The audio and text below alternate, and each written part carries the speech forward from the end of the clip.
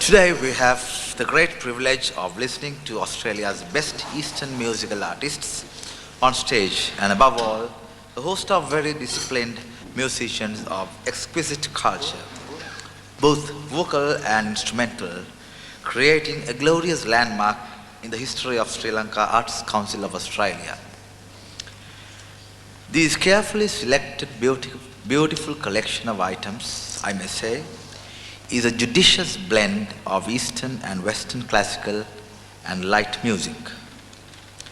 Let's give a warm round of applause to these ambassadors of music of the Southeast Asia.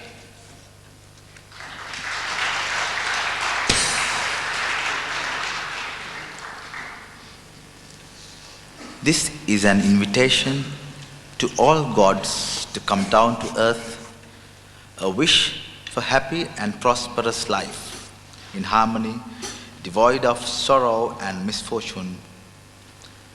May all beings be well.